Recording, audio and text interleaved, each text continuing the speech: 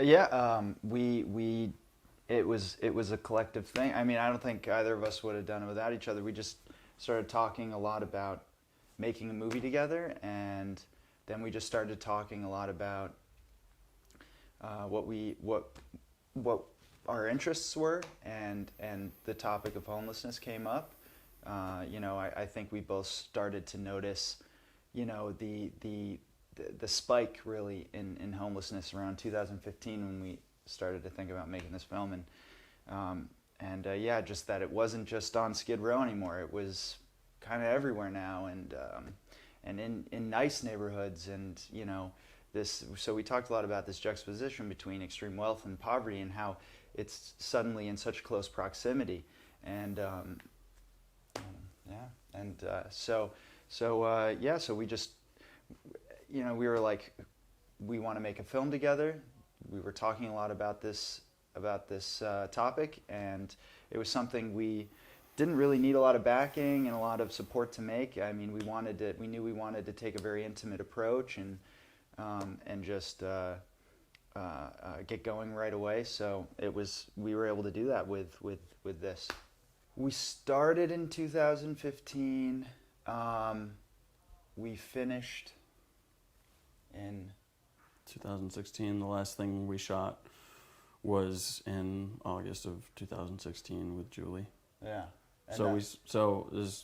Yes, September 2015 to August 16. I think we went. That was at the end of 2016, and then in 2017, I think we went out and grabbed a few more shots, but the heart of it was really principal photography. Yeah. Well, of course that varies, as much as any individual is different from another individual. I think with most of our characters, what you find is a combination of drug addiction, affecting their life to a point where they can't basically function as a normal part of society. They have to live life on the street because people have, rejected them, and they often don't have any other choice other than to move on the street where they can continue to get their drugs to feed their addiction. But then, you find in the case of Julie, who is not addicted to drugs, doesn't have a mental illness, but was simply priced out of her apartment, after the housing crisis in 2008, and that in her we see the embodiment of that crisis playing out in Los Angeles, where rents are rising, and she's on a fixed income as a senior citizen, and she couldn't afford to live. Yeah. And I think that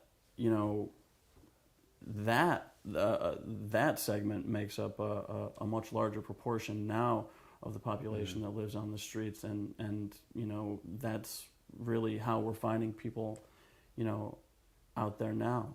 Yeah,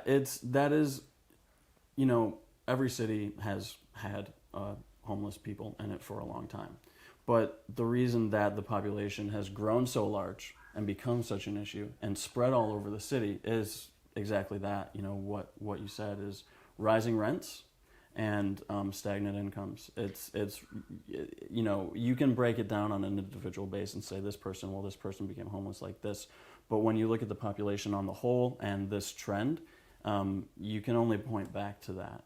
Yeah, less people are able to keep up with the standard, this standard of life. Right, that's why you see people living in their cars, but still going to a job every day.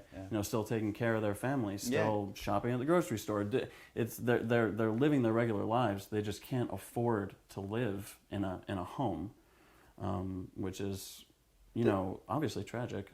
This isn't in the film, but we spent some time filming with a young couple living in their tent. We were recently talking about this, and they got up every morning, took down their tent, and went to work. They both had jobs, and then they would just go back and set their tent up again. And they knew the guy who owned the building, and the guy let them set their tent up there as long as they took it down in the morning. And people, that's probably not your traditional how homeless story, so to speak. But it's more and more the truth of the matter. Yeah. Well, we weren't accepted by everyone. I mean, yeah, the approach evolved because at first we were just kind of walking up to people with our camera and not filming them right away, but they were aware that this was where it was going, and we realized we needed to figure out a way to really take it to the next level, and so we really started to go out and get to know people and talk to them on the street for a long period of time before even considering coming back and filming with them, and then that's when it started to really come together, so. Yeah, for sure, right. Yeah, I mean, absolutely. Those people that you see in the film, Frank and Lou, we really got to know them ahead of time and spent a lot of time with them before even starting to film with them, and they were as aware of what we were doing, what we wanted to do, as we were. I mean, they were completely on board. They were like, you got to show it how it is. You got to really. I mean, they wanted to make the film that we wanted to make, and so it was really a collaboration with these people. I mean, they helped make this film and tell this story. I mean, we didn't ask them to do any of that stuff. So yeah. You said you paid for this thing out of your pockets until the last stage, right? Then you needed a little more. How did you do that? We did some crowdfunding for post-production. Most of the film was most of the production was out of pocket. We both had full-time jobs, and we were getting off work and just hitting the streets and almost every night, and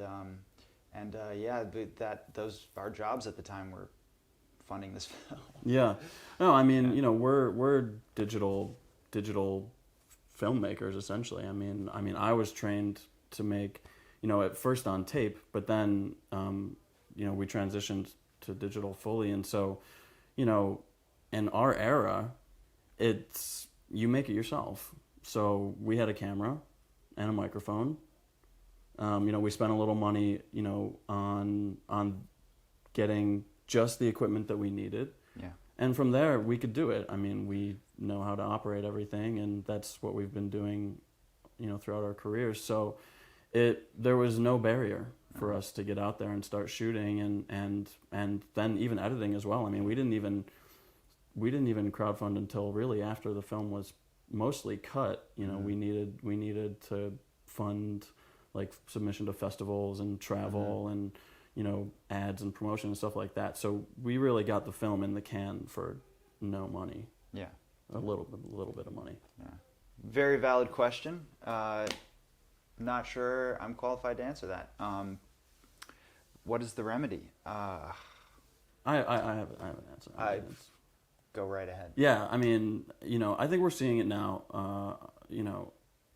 The remedy is it has to take place on both a micro and a macro level. So that macro level, you see, we voted. We're passing legislation now that makes funds available strictly for getting people into housing, building affordable housing, creating programs that are directed towards this problem alone. And so, we have to hold our public officials accountable for making sure that those funds are spent appropriately. So that's kind of on the macro level. On the micro level, which is really more what this film is about, it's shifting our perspective to be able to look at someone who is experiencing homelessness and not just pretend that they're invisible, not just ignore them out of pocket, but maybe just take a moment and try to empathize with them and think, could that be you? Right. Why are they there? And are those circumstances that could befall anyone? Yeah, adding to that, it's like recognizing these more relatable aspects of these people in their lives, and I think that was a major that was a key point for us and something we really wanted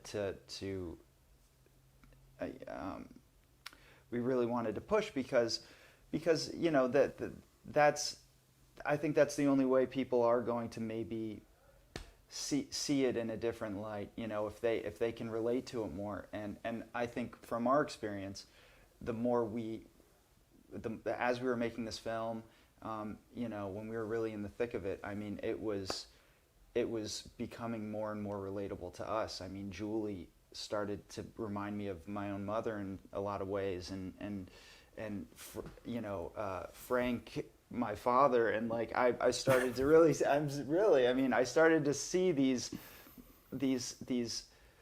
people and think of them as family almost, you know, like this could be someone in my family, and even though they do have a drug problem that I can't relate to, even though they you know are living under certain circumstances that I've never experienced. So relatability is, I think, a big factor in how maybe we can approach fixing this whole thing. Right. Discombobulated, disconcerted, disconnected. It's a word we kept hearing more and more, and it's a word that, from our experience, is primarily used in the throughout the homeless communities here in Los Angeles, and it's sort of a word that is comes from a place of self-awareness when they recognize that they're out of sorts and they're from just life on the street, and yeah, man, I'm discoed, you know, I'm you know, that's the disco, when you've just been around and around we go. Right. You're suffering from the same set of circumstances. It's a constellation of circumstances. You know, it's not just one thing. It's a vicious cycle. Yeah, and so once we, you know, got all the footage and got into the edit and started looking at the footage, you know, the word kept coming to mind. You know, the footage and the stories and the people kept evoking that sensation, and so, you know, we couldn't ignore that. Yeah.